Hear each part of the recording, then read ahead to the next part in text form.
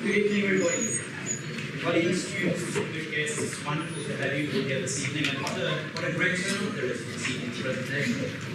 What you might not know is that when you walked in, you were walking into a tune that was composed by two of the staff members of the Faculty of Health Sciences among the students. Is that not right? Yeah. Which is really wonderful that you got something like that to be able to celebrate an occasion like this evening.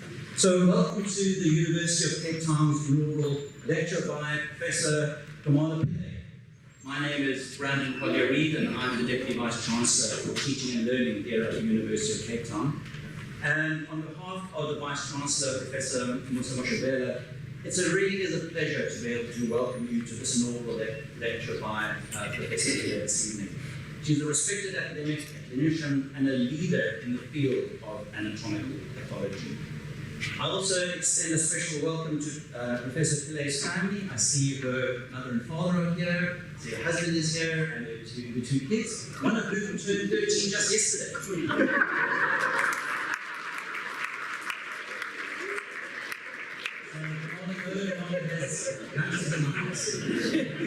All I can say is so we're also honoured this evening to have Professor Komala Pillay with us this evening, over there in the end, who's the Chief Executive Officer of the National Health Laboratory Service.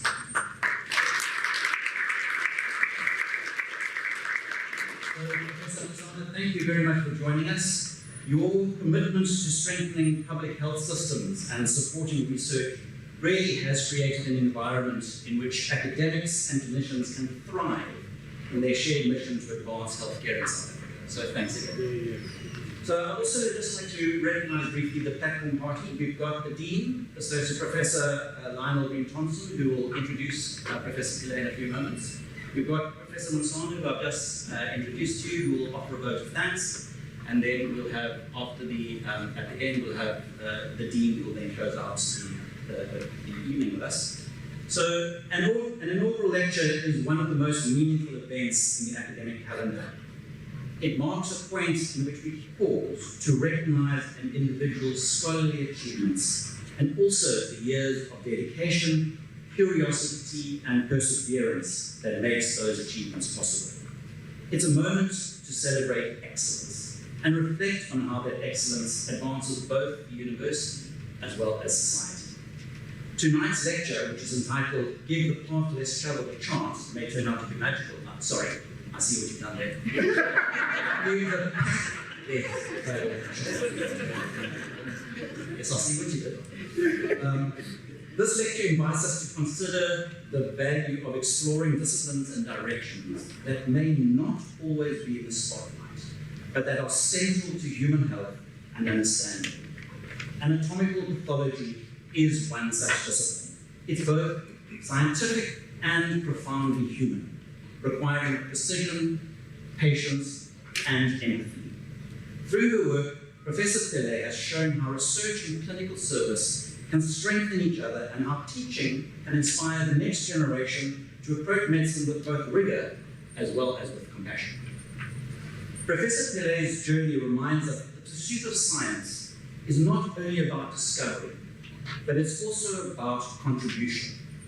It is about the willingness to see potential where others may not, to take the path less traveled and to make it meaningful. The story speaks to what we value most at UCT.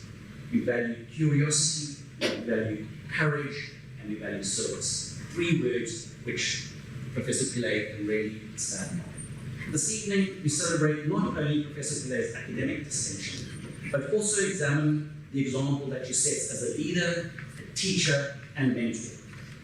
Her work embodies the purpose of the university, to generate knowledge that matters, to pass it on with integrity, and to use it to make a difference. On behalf of UCT, I'd like to extend my warm congratulations to Professor Pillay on this remarkable milestone. We are proud of all that you achieved and grateful for the inspiration that you continue to provide your students, your peers, as well as the broader academic community. So it is now my pleasure to invite Associate Professor Green-Thompson to introduce Professor Pillay. Thank you.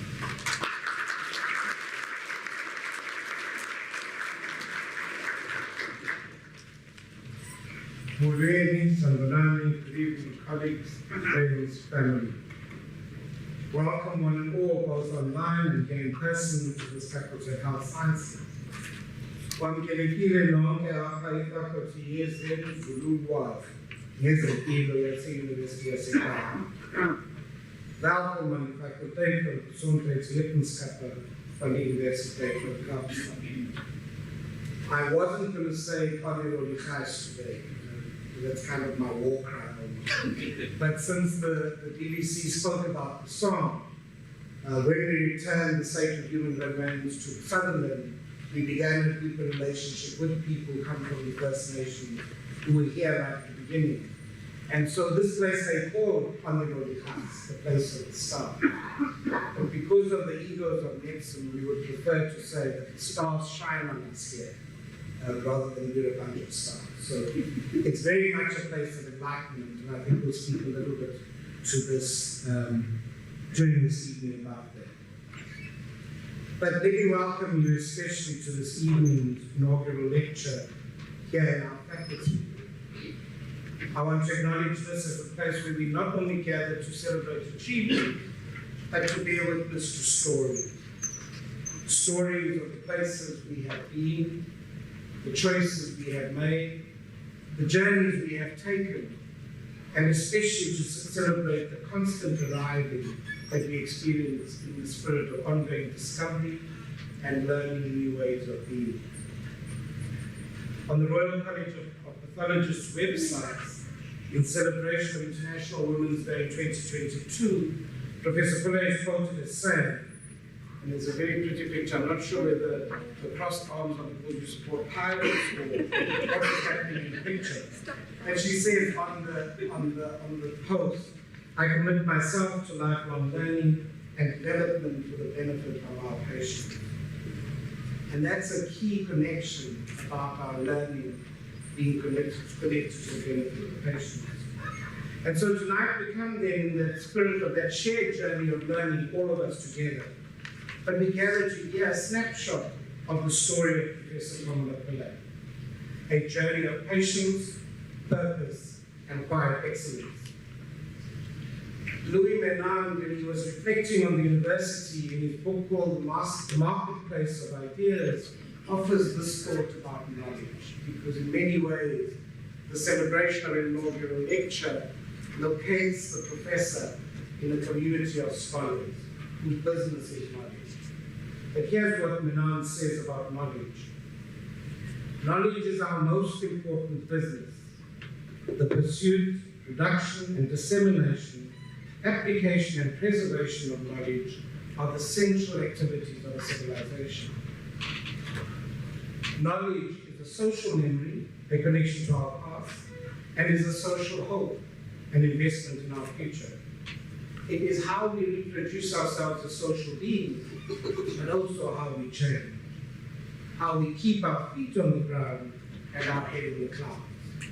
And it really was trying to legitimize my next story, because I want to just say how much I've encountered this leader with her feet on the ground over the last 3 years. A challenging leader, might be right to say. But it happened early on a crisp morning on a March day in 2023, when I had been invited by a professor from Stellenbosch, and I don't usually say that out loud. I was invited by a professor from there to walk with her on behalf of students. So she was doing a birthday for bursaries. And so I put it to the DMC group, the Dean's Management group. If anybody would like to join me, they would be most welcome. And so there was Komala Pillay and Natal who came along.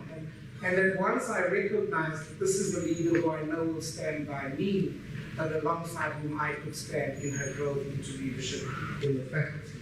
So I just want to honor them in your ongoing support. I was very surprised that Nat came to my office yesterday afternoon. I wasn't sure whether he wanted to check out the office or what exactly was happening. But it's very seldom that we meet with the family, and so I do want to just honor the family of Komala who come today. To Ms. Dyer and Mrs. Natal Pillay, thank you for coming all the way from Durban. It's very clear that the Durban community celebrates Komala's achievements quite rigorously, both in their reporting in the press and otherwise. And then to the two young men, Michelle and Linash. Linash was already negotiating on his mother's behalf, and after this, she should get at least $1 million increase in we celebrate this moment with the family because we don't often see the family. Because in so many ways, it is the families who enable our scholars to make the contribution that they do, either by active contribution or at best by not complaining that their people are away so many times and so often. I want to also acknowledge Professor Komala Pillay, who's the CEO, and I think the words of the BBC captured that incredibly well. But let me get to the business of introducing Komala Pillay. I tried not to read a CV, but then that might be the substance of the lecture tonight. But her story begins in Chatsworth, a community woven together by resilience, generosity, and care. She often speaks with deep affection for that community, for the family, teachers, and neighbors who gave her both her roots and her wing.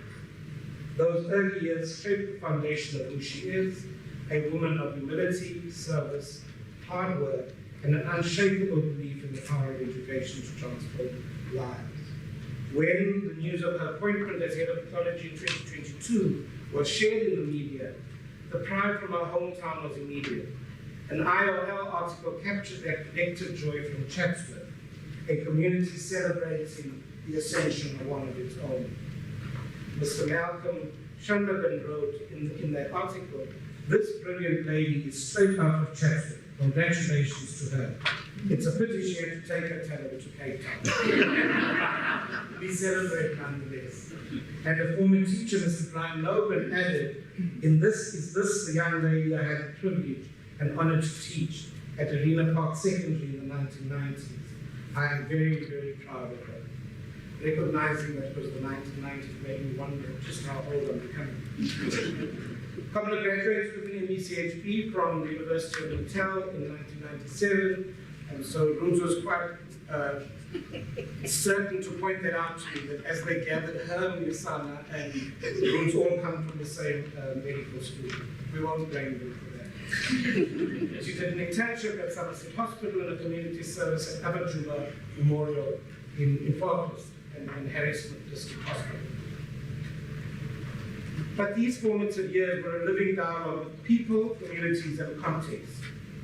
Her fascination with pathology began early.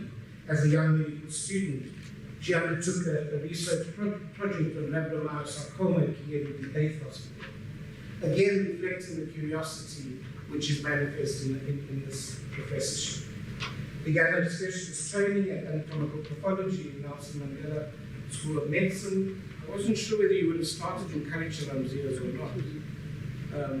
I think there's a lineage in the department at Natal of strong women, because curriculum, unfortunately, in the undergraduate exams when I was at birth.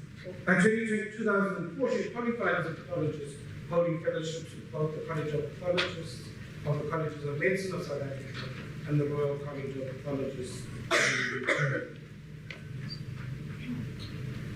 Her research focus, including more than 100 peer-reviewed publications, spans oncology, neuropathology, placental pathology, lymphoma, and infectious diseases.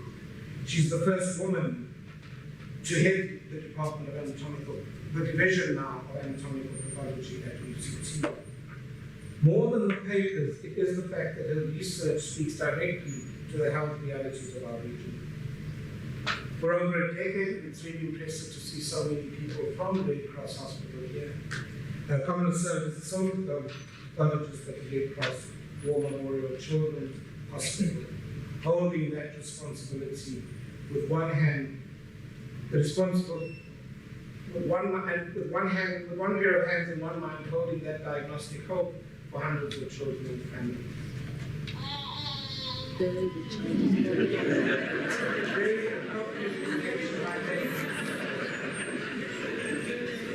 So today, Komala Pillay leads the head of division of anatomical pathology, a joint appointment with the National Health Pathology Services, where she occupies the Verna and Bright Chair of Pathology. Beyond our institution, Her influence is formidable. She serves as the president of the College of Pathologists, as I said earlier, and she's a chair of the NHL's Anatomical Pathology Expert Committee. She also contributes her expertise to the Ministerial Advisory Committee for the Prevention and Control of Cancer, a role that reflects the fact that the nation has a fair degree of confidence in her. I think the key theme in Komala's leadership has been this idea of service to science, of service to patients, service to colleagues, and service to the country. One of the things that has come through in our engagement with Komala is this constant desire to deliver a better service for the students. It does mean that she has to rub a few people up the wrong way, but often still delivers the changes that we were expecting in the program.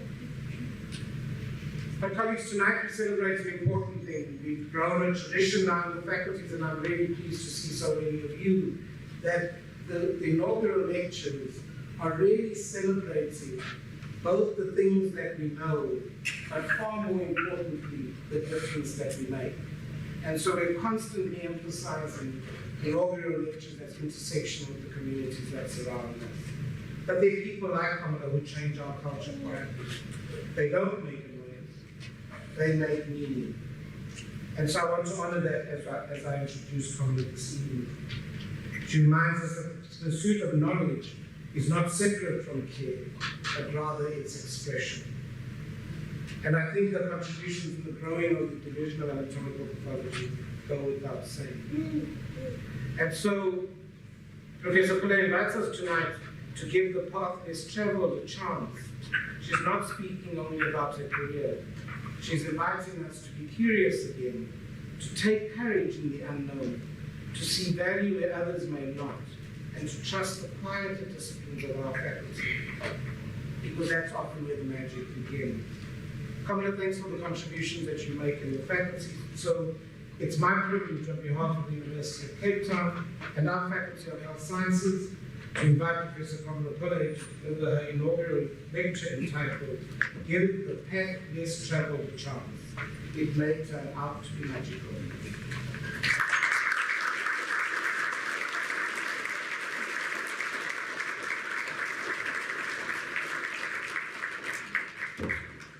Good evening to my parents and family, DVC, Prof. Brandon Collier-Reid, and other members of the Office of the Vice Chancellor, Prof. Koleka Malisana, CEO of the NHLS, and all of the NHLS, Prof. Lionel Green-Thompson, Dean of the Faculty of Health Sciences, other members of the Deanery and faculty, friends, and guests. I am deeply grateful to have been invited to deliver this inaugural lecture by the faculty and the university. If I look back at all the things I desperately wanted to achieve, attending medical school was probably top of the list in my first 30 years, mainly because of a story my dad and his siblings used to tell me with admiration about a girl from their neighborhood who attended the University of Natal and was a pediatric doctor. The decision was later sealed when we had our school visit to the university by Prof. Ronnie Green-Thompson, the then head of obstetrics and gynecology, who took time off from his very busy schedule to address us. Medical school did not disappoint in terms of pace and intensity, especially second and third year, and it was hard to see the end. As part of the student internship program, which was offered, I performed a research project looking at a childhood soft tissue cancer called rhabdomyosarcomas, which are of skeletal muscle origin but can occur in any part of the body, at King Edward VIII Hospital over a 12-year period. As part of the program, during the holidays and in my spare time, I got to learn about all aspects of the anatomical pathology service that one is not usually exposed to as a third-year medical student, such as autopsies, macroscopic dissections, cutting and staining sections, and finally, making these magical diagnoses from pink and blue patterns that you see, providing the patient with a diagnosis that they would otherwise not have in many cases. In my 5th year, I presented my study findings at a student research evening. I am grateful to Prof. Doreen Govender, who was a young consultant then and accepted me as a student when my supervising pathologist left for Johannesburg, and to Prof. Hadley, who was the head of pediatric surgery, and his kind secretary for offering me space. I have included the current head of pediatric surgery, Dr. Mohammed Sheikh Ghafoor, who taught me as a registrar and allowed me to assist in some surgeries that are still highlights for me now. The event was attended by the faculty, the pathology department, my parents, and dear friends who ardently supported me, even though anatomical pathology was not their discipline of choice. And this was the last time, in 1996, that my parents heard me present any pathology or visited a university where I worked. I went on to investigate p53, a tumor suppressor protein, and BCL2, a protein that regulates cell death in this cohort, which showed that p53 expression was associated with a poor prognosis in embryonal rhabdomyosarcomas, which generally has a good prognosis, something that is used today. As a student, I cut and stained these sections under the careful guidance of a kind technologist, Pranita, who also included me in all of the social events. When I was a registrar, the head of department, Prof. Ranjan Chetty, who offered me a post in community service, came back from a conference and said, Komala, ALK, which is a protein usually expressed in lymphomas, a malignant tumor of lymphocytes, can be expressed in rhabdomyosarcomas. We must run this on your cohort. This became my MEd project at the university, which showed that alveolar rhabdomyosarcomas that generally have a poor prognosis more frequently expressed ALK compared to embryonal rhabdomyosarcomas. However, I left for UCT midway, and this now became one of my publications. My first publication was a case I checked with Dr. Ahmed Essa, a kind pathologist who visits me annually in Cape Town. And all of these publications have been with Prof. Chetty, my HOD, who made it look so easy, even though all of the processes were manual at the time. I would give him a draft at 7 a.m., and by 8 a.m., the paper was ready for submission. As a registrar, one gets quickly acquainted with the full spectrum of activities in anatomical pathology that I was fortunate enough to experience as a student. And you realize that turnaround time for these very labor-intensive tasks is critical, as one must get the results out. We were taught service first, then everything else. In addition to those already mentioned, I had amazing co-and senior registrars and consultants that are not all here who held my hand. I cannot recall anyone refusing when I called them to the cut-up room for help, and patients all around as we learned and grew. On this slide at the bottom is Dr. Tevan Subramani, who shared an office with me when he joined us as a registrar for just a few months. In all of my time as a registrar and pathologist, there was only one specimen that I could not dissect. And Terence came to the rescue when he helped me with a segment of dilated bowel that was excised, filled with large worms, and I was sure some were still wriggling. It took me about 6 months to adapt when I moved to Cape Town, where incidentally, there are less infections compared to the East Coast. But the staff helped as much as possible. I want to extend a special note of thanks to Prof. Wilcox, who patiently managed my TB for a year and eventually said, Komala, please, no more exams, after I wrote 3 exams in 1 year on TB treatment. When I completed as a registrar, I joined the consultant team a year before Mike Lockett and filled in the gaps left by pathologists leaving to private practice. My first multidisciplinary team was for the breast cancer clinic. As a new registrar in UCT, Prof. Pauline Hall mentioned that she had some funding for a breast cancer project which can be mine. Once again, I turned to Prof. Chetty for help, who was in Canada, and requested his assistance for an idea. Heather from immunohistochemistry helped me to troubleshoot these new antibodies, and this became my MEd project at UCT, where in addition to the morphological correlates of poor prognosis, lymph node involvement, high tumor grade, and vascular invasion, cyclin E, which is involved in initiating cell growth, was associated with distant cancer spread. As part of the MDT, I had the pleasure of working with Prof. Eugene Panieri and Dr. Elizabeth Murray. This study was a PhD project for Dr. Sahar Abdul Rasul, now at UWC, where we correlated immunohistochemical detection of isolated tumor cells with molecular markers in sentinel lymph nodes for breast cancer, the first draining lymph nodes of the breast under the arm. Dr. Elizabeth Murray got me involved in the International Breast Cancer Study Group, and these two studies, looking at hormonal receptors, estrogen and progesterone receptors, and Ki67, which is a proliferation marker, are among my most cited papers. I remember this work taking up much of my time, but the group had the best meetings and a very grateful PI, Prof. Giuseppe Viale, and these investigations still form part of the minimum reporting for all breast cancers and are critical for management. The NHS offers a development.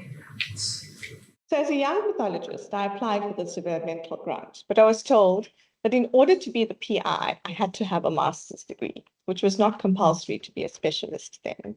So I completed my master's degree that I started on breast cancer earlier, and I wanted to do a project investigating placental transmission of HIV, which for a young consultant was quite an undertaking, obtaining ethics approval for a prospective study and also seeking a willing collaborator. After 6 months of failed collaborations and communications with the Department of Obstetrics and Gynecology, I visited Prof. Zephanie van der Speen, who kindly gave me 5 minutes of her time. And in those 5 minutes, she sorted out all I needed. When I told her my story, she quickly said, "Nobody is that busy," and asked me to contact Prof. Sue Forkas at Mowbray Maternity Hospital. And a very kind registrar, Dr. Marinus Clitty, then helped with all I needed. He collected the maternal blood, cord blood, and sent me the placentas. Heather once again helped me with my markers, which are receptors for HIV on the macrophages and endothelial cells, which line all blood vessels. And these were shown to be increased in the HIV cohort, even on antiretroviral therapy. And then for the last 10 years, I've been involved in various placental projects, with Dr. Nadia Kumi being involved in all of them, and PIs shown here, Prof. Clive Gray, our current head of obstetrics and gynecology, Prof. Mushi Machila, Landon Meyer, and our UK collaborators, Prof. Dilly Anumba and Prof. Martha Cohen, a very close friend now. For one of these studies, Martha and I checked about 100 placentas in 2 days in Sheffield, which left us both feeling a little dizzy. At Red Cross, I have come to appreciate the value of cytopathology, which is looking at whole cells down the microscope without prior processing and sectioning like we do in histopathology. This is a great screening tool where the pap smear of the cervix is best known for cervical cancer screening. But I've learned how versatile this field is, especially for urgent and intraoperative diagnoses. Having done no cyto at the University of Natal, I learned all I knew from consultants at UCT and sessional pathologists, Dr. Genevieve Learmont and Dr. Marguerite Duprier, both equally entertaining.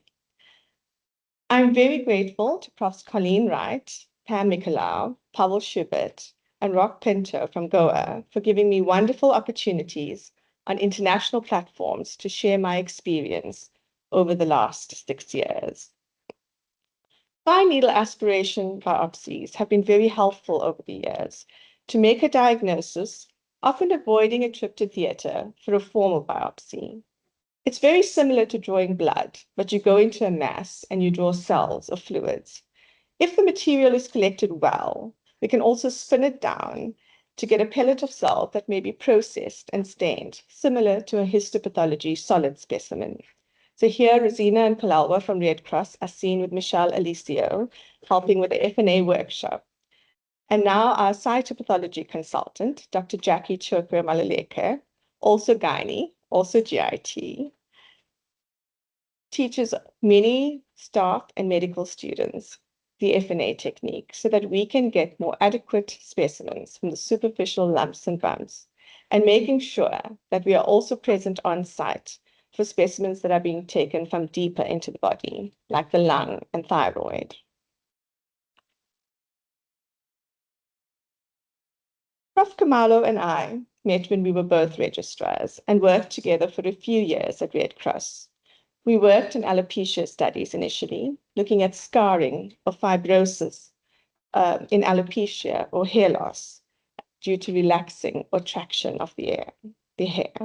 One day, Prof. Helen Wainwright asked me to do an autopsy on a complex adult case, and I had the good fortune of collaborating with Profs. Komala, Mayosi, Byton, and Bateman, first describing the phenotype, and then involved in an international collaboration with Dr. Kasna Shabadin, describing a few more cases and identifying the genetic mutation.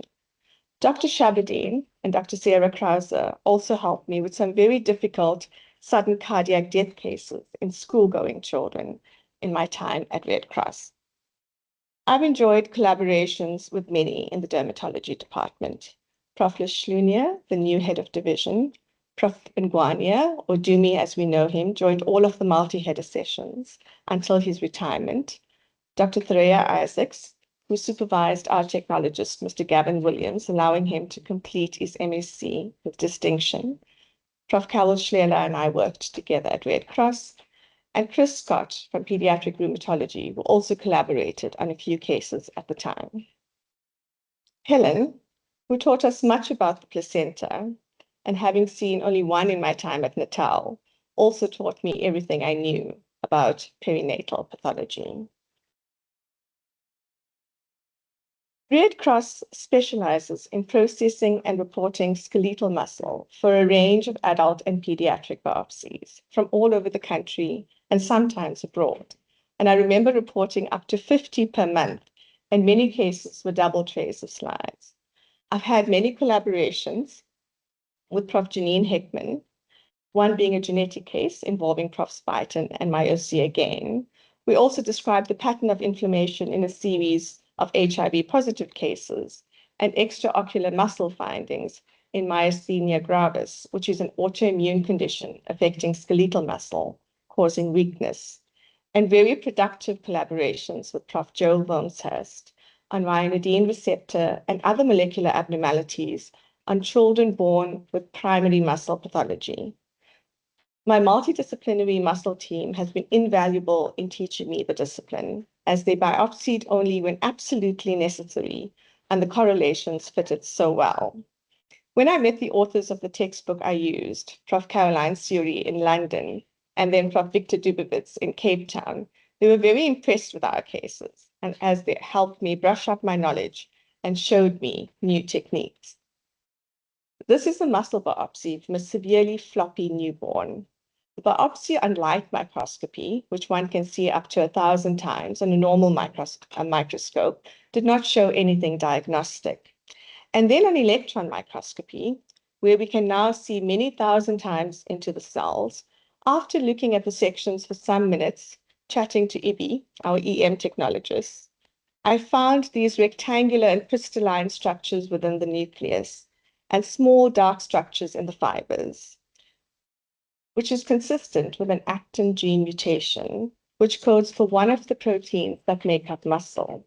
So this case was sent to Australia, where they confirmed the diagnosis, and this baby died at 6 months. But while all of this was happening, the mom fell pregnant again, and by now they could do amniocentesis and make sure that the next baby did not have the same condition. At Red Cross, we have also seen many mitochondrial abnormalities, Mitochondria are the powerhouses of the cell that can be difficult to diagnose, whilst other cases have a specific pattern depending on the organ that's involved, like skeletal muscle or liver. But thanks to the expertise of Sarita Maldau, Lisa Roberts, and the rest of the gastrointestinal and human genetics team, we've managed to make some unique genetic diagnoses in our children.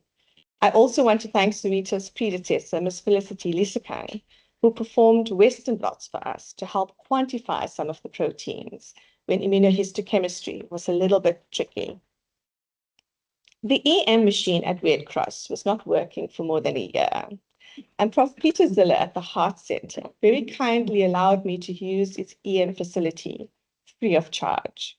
While doing these trips, which lasted the entire duration of my first pregnancy, his very kind technologist, Naz Samuddin, always made sure that I was well hydrated, fed, and rested before I started my many hours of screening.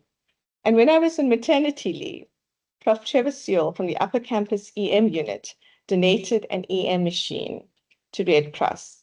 And when the even newer microscope had a digital system attached to it, EB was now ready to capture images for reporting and screening.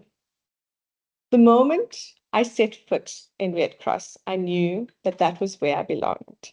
As a registrar there in 2002, Dr. Rustam Solomon was my consultant, and Prof. Sinclair Smith was the senior consultant.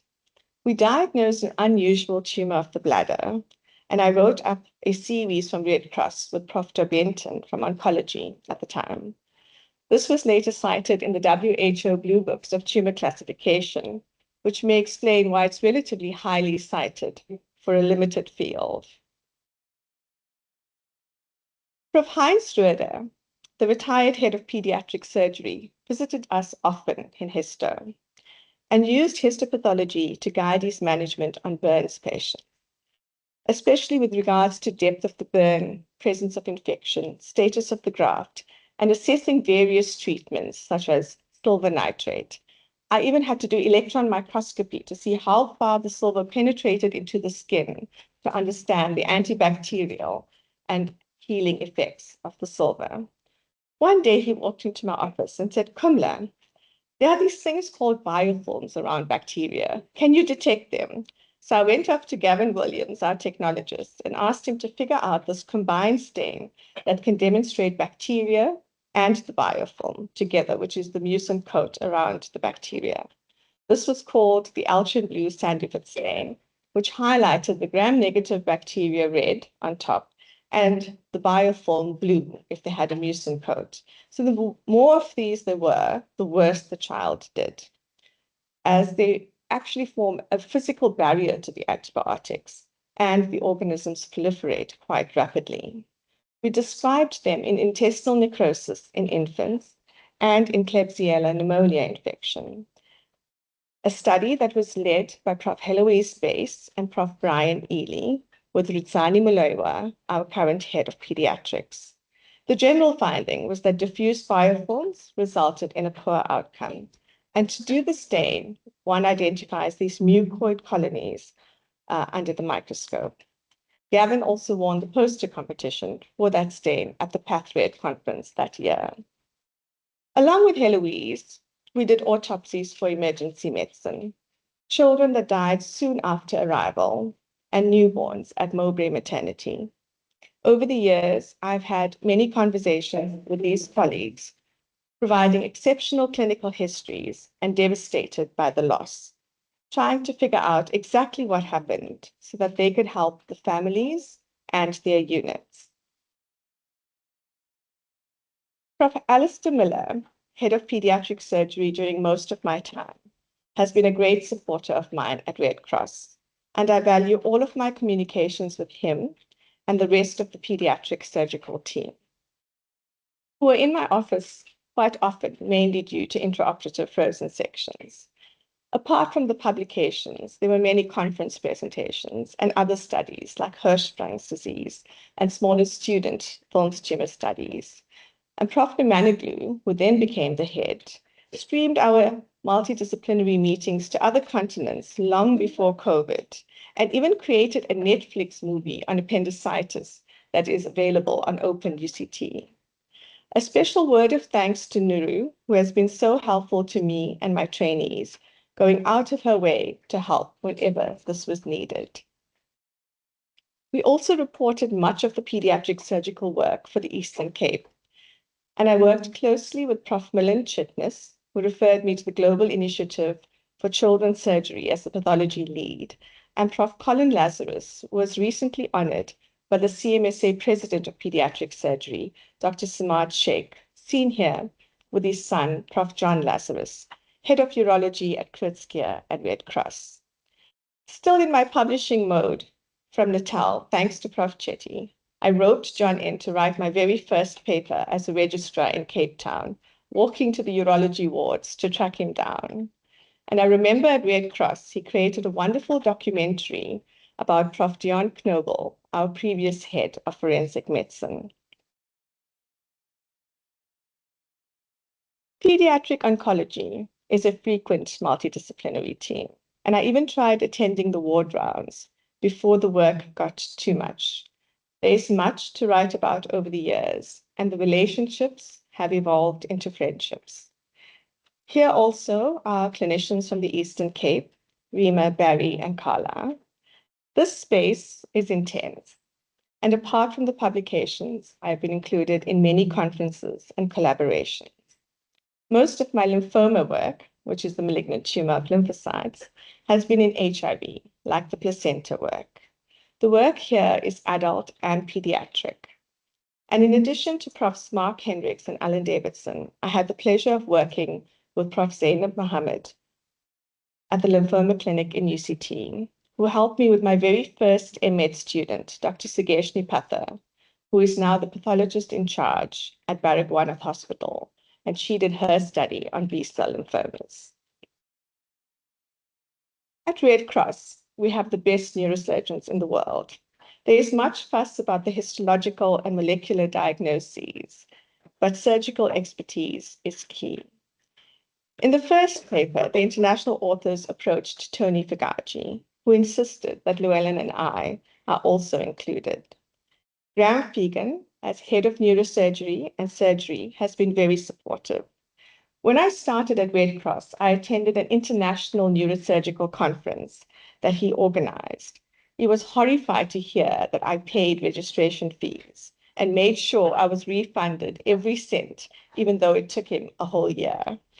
He, Prof. Dan Stein, and Prof. Ntobeko Ntuzi immediately reached out to me when I became HOD to offer coffee, lunch, and support, gestures I deeply appreciated.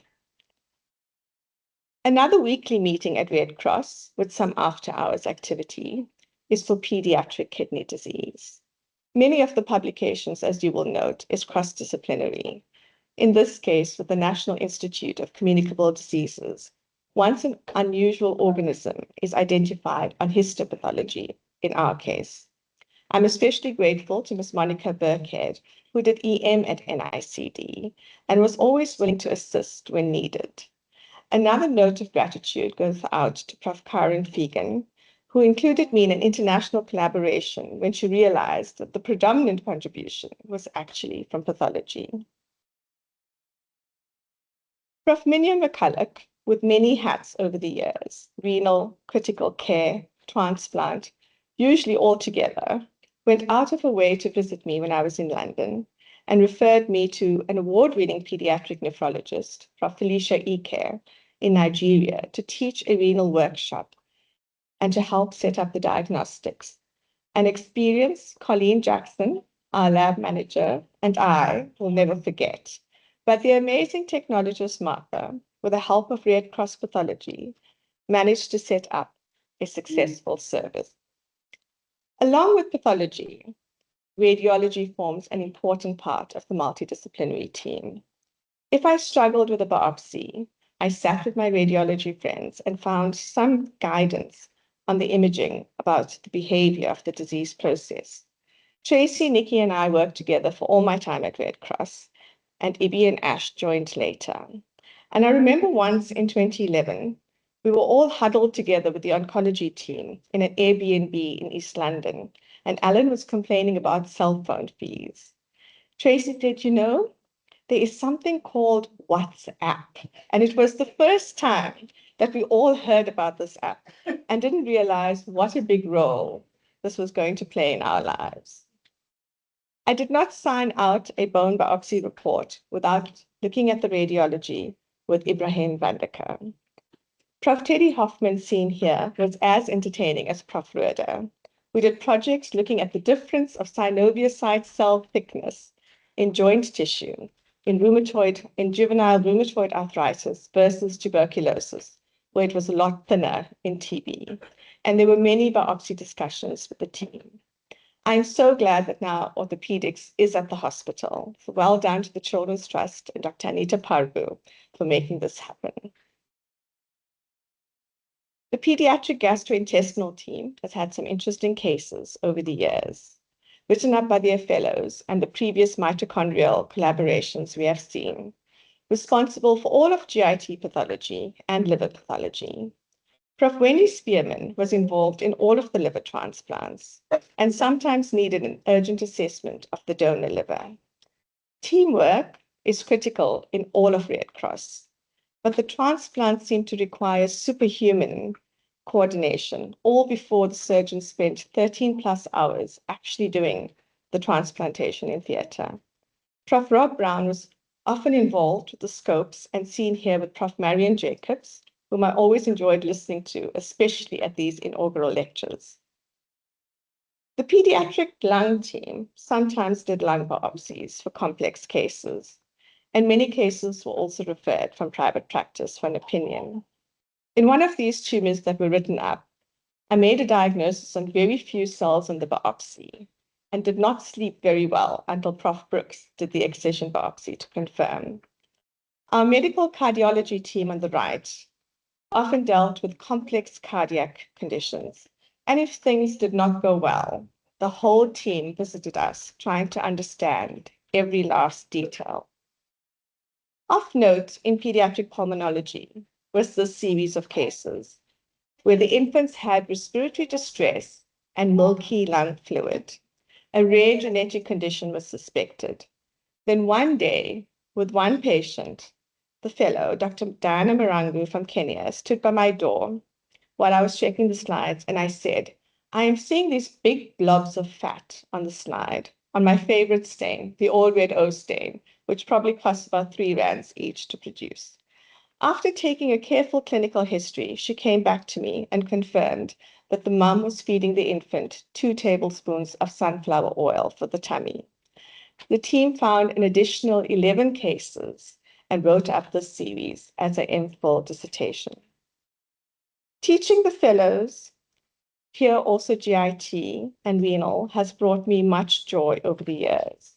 These are some projects that has resulted in their MPhil dissertations. And the teaching sessions were also part of the NDTs and for certificate exam preparation. I have kept in contact with many, even after return to their countries and institutions. Dr. Balkis Khalil from Sudan, seen here with Dr. Brendan Price on the right, is the wife of one of our pediatric renal fellows, Dr. Rashid Elida. So she spent some time with us before her pathology training and then before her Royal College exams and was successful in all. In anatomical pathology, with the help of the pediatric brain tumor team, Prof. Raj Ramasa, Prof. Shazia Pia, among many more, we have not had only many graduations, but also useful information to guide practice on the ground. In my time, there were many study collaborations involving students at all levels, including engaging with school learners and our undergraduate students in their SSM projects that they did in their 2nd and 3rd year for about a month. So here is Dr. Jason Harry at Red Cross in his 2nd year with me at Red Cross, and he's just qualified as an anatomical pathologist last year. The pediatric ICU mortality and morbidity meetings with Prof. Andrew Argent, Dr. Shamil Sali, now head, and Johnny Ahrens were truly multidisciplinary, with social workers and nursing staff and these often explored social and other factors leading to a death of a child in ICU. No stone was left unturned. I also want to extend a special word of thanks to Prof. Argent, who as head of pediatrics found the time to generously support my applications for promotions and new positions. Dr. Michael Ashworth, a pediatric pathologist from the Great Ormond Street Hospital for Children, was our international guest for anatomical pathology in 2009. And when he visited Red Cross, he told me about this wonderful international pediatric pathology course to support my work. This suggestion led to many years of intense updates and networking with many friends, and culminated in a graduation with about 16 of us in 2014, the largest group in my time of the course, and long-lasting friendships. I met Prof. Miguel Reyes Mugica, a global leading pediatric pathologist, at our International Anatomical Pathology Conference in 2012, and then at the IPA courses. He has been a great supporter of mine, serving as referee, inviting me to speak at multiple international conferences, and providing comforting words in a time of need. Take it from an old man, Komala. Let it go. When I started the post as the head of division of anatomical pathology in 2020, someone who worked on the history said, you know, the very first head of division started in the last pandemic in 1918 and did not make it. So my first goal was to literally survive. And then one day I was not feeling very well and diagnosed myself with reflux and bronchial irritation.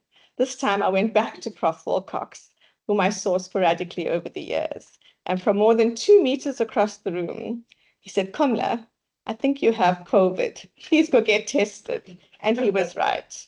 Needless to say, I was very stressed until I recovered. In COVID, we said goodbye to Mike Locketts, who started with me as a registrar in Cape Town when he left for Australia. But generally, the work went on. One paper of note in this time of COVID collaborations was with Prof. Kirtan Deda and colleagues.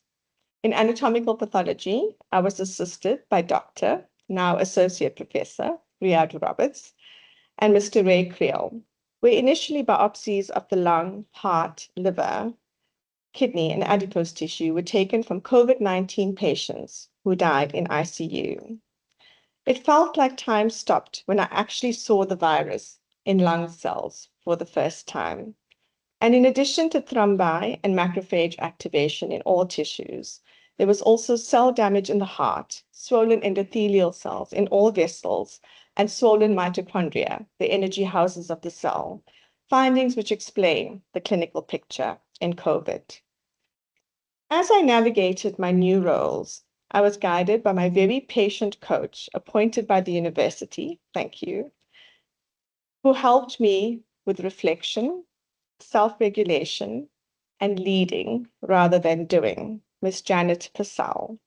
And she helped me tremendously as I led the division where everyone has achieved something in their growth trajectory, and then the department, trying to break down the silos so that the 8 divisions and associated institutions can work together more and share more as we grow our vision by breaking it down to specific actionable goals.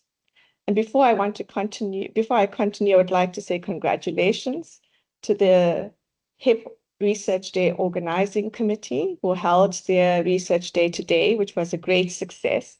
And thank you for also putting my inaugural lecture on the program. I'm very grateful to the heads of divisions when I started as HOD and those currently, who have the best interests of the department at heart, especially through the most trying times we have had. When I started, I was looking to make small changes that have a large impact as we implement our longer-term strategy to enhance research, student, staff, and service support. But what I have learned is that we also have to take big steps to make big changes nationally and internationally. And I'm very supported by our Dean, Prof. Lionel Green Thompson, and CEO of the NHLS, Prof. Komala Pillay, who has encouraged me since our first meeting at a placenta conference in 2018, as we navigate the territories of digital pathology and molecular diagnostics, so that the public service can also benefit from this new technology and innovation. We are taking anatomical pathology into the future with the NHLS Anatomical Pathology Expert Committee. And after the young pathologist presentations at PathRed last month, I truly feel like there's hope for the anatomical pathology discipline in the public sector. And in Africa, with individuals like Dr. Veronica Niakato, a young dynamic pathologist from Uganda, working together to bring all pathologists in Africa together, especially to improve pediatric cancer diagnosis. As part of the CMSA roles, I'm involved in the Colleges of Medicine governance, thanks to the immediate past president, Prof. Johan Fagan, current president, Prof. Zach Cotto, and CEO, Prof. Eric Book, and the admissions ceremonies, which are highlights of my year as we celebrate our successful candidates. The CMSA staff are an exceptional team, wearing multiple hats and doing what it takes to get the job done well. The Colleges of Pathology Council is one of the most engaging meetings that I chair, with individuals who are passionate about making a difference in specialist training and exams. This platform extends to the international liaison of pathology presidents as we build networks and strengthen our disciplines globally. And finally, there are no words to describe my gratitude to my Red Cross family, without whom none of my work would have been possible, and who took care of me and my children in every way, and for the unconditional love of my parents and family who had to share me with work. Thank you.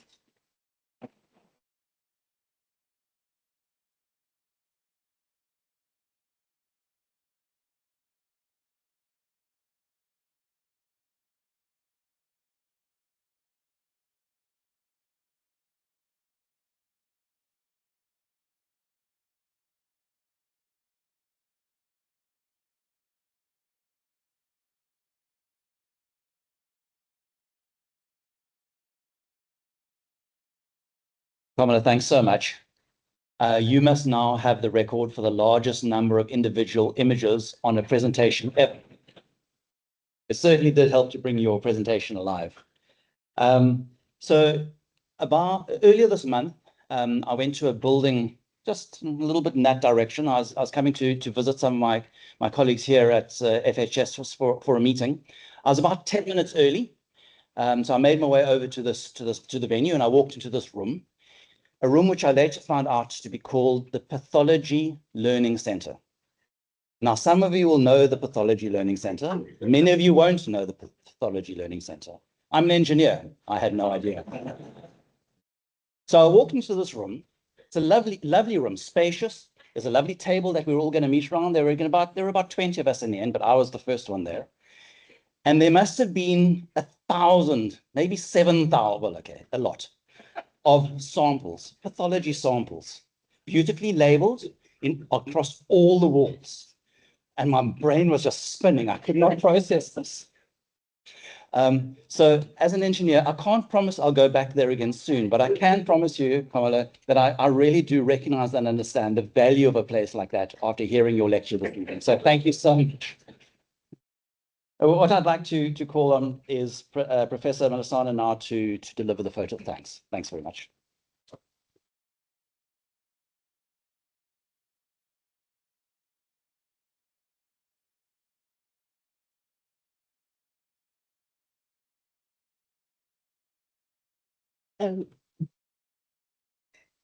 Good evening, everybody. Molweni. Ninjan. Thank you very much. Let me really just take this opportunity and appreciate and just to say, the distinguished guests, colleagues, family, students, and whoever is here. Thank you for this wonderful evening. And I really want to appreciate Komala. Thank you for inviting me. And I was saying to her, really, I feel special. And, when she asked me to come and give a vote of thanks, I was like, oh, whatever that means that I need to do. And, just seeing everybody walking through here, just to celebrate her, I think it really is truly a great honor. And Komala, and definitely I agree with you. I'm not a photo person, but I think after this, I probably need to take a few photos because they truly tell the story. So really, for me, it's just to appreciate first, the dean of the faculty, Professor Green Thompson, and we have come a long way. When I worked as the NHLS Aqua executive, and then he firstly, he deserted us from SMU, when we were just, getting and trying to see what we can do around the university. And then he tells me, no, I'm at UCT. I'm like, cheater, you're leaving me in the lurch here.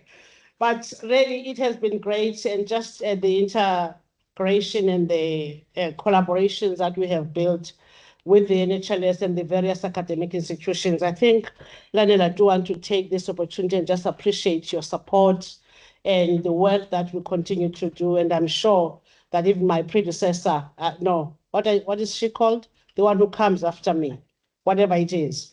Yeah, she really will just take on the bait and continue the good work, because I think as the NHLS, we really just want to see how we strengthen the relationships that we have with the universities and build, collegiality, because we really serve the same population, and our interests around research, teaching and training, we need to make sure that it really gets to the level that we can take it to. So we appreciate that. And I do want to appreciate Professor Brendan for just taking us through this program. It really has been a wonderful lecture. I am truly grateful. So to all colleagues, postgraduate students, and mentees, thank you for coming. When I suppose Komala I was asking her, so, how many people are coming? She says, no, I don't know, about 200 or so, RSVP, whether they're going to come or not.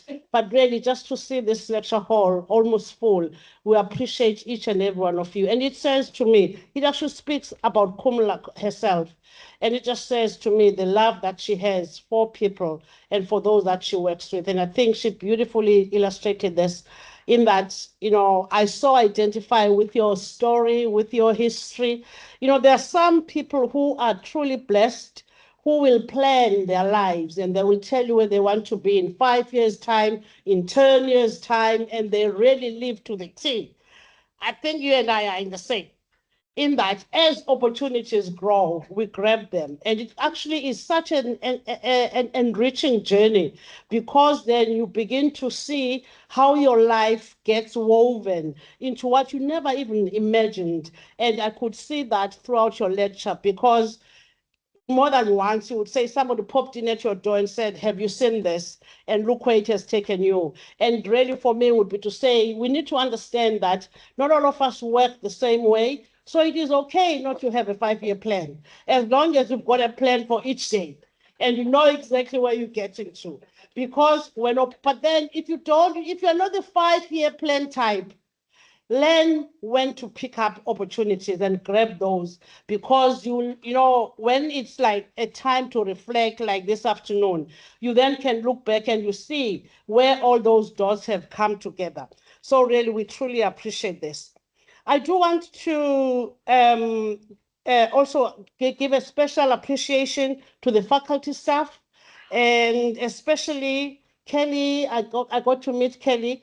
Kelly Manfield, Robin Boyson, and Maron Phillips, for putting all of this together, as well as the team from communications. Sometimes we forget to mention them. Team from communications division for just putting this together. We truly appreciate you, and I think Komala really appreciates the work that you have done. And most importantly, whatever we do, when I walked in and Komala said her mom and dad are here, and now I can experience this as a parent and a grandmother.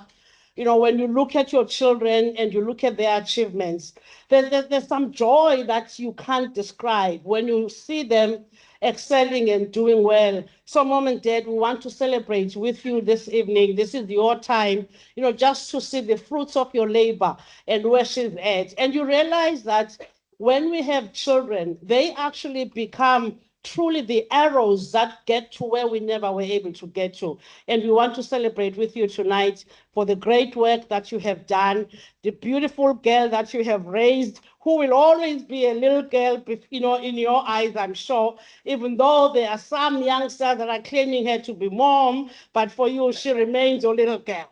And we truly appreciate this, and we that you were actually able to live to see this day. We are thankful, for that. And Mr. Ned, I don't know whether you become a partner or you become a +1 or whatever that whatever she goes, but we really want to appreciate you for the support you've given her, because we are very much aware that sometimes people get restricted in their careers, unfortunately, because of some domestic issues. And we really appreciate that you've allowed, and you've given us the years, you've given us Komala, and I know that actually, when she put up the slide on digital pathology, there was a phase, which I still am doing, whenever I see her, we must get digital pathology by the end of March 2026. So, and the work and the time that she puts in and the effort, we really appreciate that you've allowed her to do this, and you've allowed her to blossom as she has done. And Michelle and Linash, the newly welcome to teenagehood. Yeah, thank you. I'm sure you're so proud of your mom. Well, I don't know how much of what she was saying you actually understood. I hope you understood a little bit. But for me, if the one message maybe I could just give to you, because my children never understand what I do. Sorry? Relatable. Okay. But children don't understand what I do. And I always want to actually say this. So I'm a microbiologist, and my husband is a pediatrician. And the question that they would always ask, Mom, are you a real doctor? I'm like, what do you mean? What do you mean? They say, no, but you never carry a stethoscope. And I say, a doctor does not have to carry a stethoscope all the time. Right now they are big, but I can promise you they don't fully understand what I do. But so that you know from today onwards, as you heard her, what she was saying right now, you know what pathologists are? They are actually the brains behind the doctors. That's who we are. So, as you could see, she navigated throughout clinical medicine how she would come in as a histopathologist. Somebody will come and say, I don't know, I see this, but I'm not really fully understanding. And what she then does is whatever sample that gets to her, she gets to analyze it, and she's able to tell the doctor that, this is what is wrong. And for me, as a pathologist, as a microbiologist, even better, Adrian, up there, we actually even tell them what to do. And that's who we are. So you will go to the doctor, they will take a urine sample from you because they don't really know what's wrong with you. And it comes to us, we tell them there's an infection, and this is the cause of that infection, and this is the antibiotic they must use. So that's who we are, the brains behind, so that you know exactly. And we really, we appreciate every time that you have given that we could spend with your mother. So Komala, I think now, just finishing off, even from the NHS's perspective, we appreciate, you've been with the NHS now for almost 25 years, and that is no small feat, and just your contribution, and I think you've really narrated it very well, how you got into the discipline and how much you have grown personally and academically, but also how you have grown the discipline for that matter. Because I remember when you got appointed as the head of the division at UCT, and I think that's when we got to meet more often. And I truly have watched you and have seen you, how you have brought the division of anatomical pathology together within UCT, but not just that, nationally as well, because you still are the chair of the expert committees. Now you are. Because within the NHLS, each and every discipline, we've got the expert chairs, which actually comprise of all the heads. And for me, the message that I really have been putting across throughout the NHLS is that, and thank you, because I'm seeing almost all the heads of divisions, attending this, and really I think it's truly special. And so it gives me an opportunity to say one or two things around the NHLS. Make every opportunity work. So for me, honestly, when I took over the position last year, one of the key things that became very clear to me, that firstly, the NHLS is a great organization. Believe it or not, we just mess it up, but otherwise it's a great organization. So what we therefore need to do is to bring it together and just bring the importance of diagnostics back to it. And what that means is there's a lot of work that even at executive level that needs to be done, so that whatever needs fixing, it needs to be fixed. And I'm really very intentional about making sure that we fix those things. And one of the key areas is that for me, I see the pathologists, I see the heads of divisions as the integral part of pathology, because you are the people who know what direction each and every one of your disciplines is taking. And so for me, I want to call upon all of you as heads of divisions, as the different expert committees, that I'm expecting you to lead the technical part. I don't want, well, not as if I've got many years, but I'm hoping that in the short space of time I have before I retire, we can change it towards the right direction. And I really see the pathologists they're leading. I need to know, what is it? Where is microbiology going? And therefore, how should we prepare as the NHLS to ensure that we get to be in the cutting edge? Where is histopathology going? And it's great now we're talking about digital pathology, next generation sequencing, but then it becomes important that the disciplines lead the path and inform us as the executive, as the executive and corporate, what needs to be invested in so that we can improve diagnostics in this country. So truly, Komala, I really just want to appreciate the work that you continue to do, and now even as the head of the department, bringing the whole School of Pathology together, and the work that you have beautifully demonstrated, not just within the country, but even beyond the borders. And my prayer is that you may just grow from strength to strength and do even greater things, and we'll continue to bother you, because when somebody is diligent, you tend, I know if I call Komala and there's something I need, that's going to get done. And I truly appreciate that. You really have made a piece of my life a little bit easier, and I appreciate you for that. And for the last time, I think I do want to thank the ones that are doing one of the great jobs after this. I'm hoping, I call it swallowship. We're going to have some eats at the end. We truly want to appreciate whoever has prepared something that is out there. And we really, because I believe that, food becomes a great time of, interacting, and, it becomes very easy to make friends and to interact during swallowship. So please enjoy. Thank you.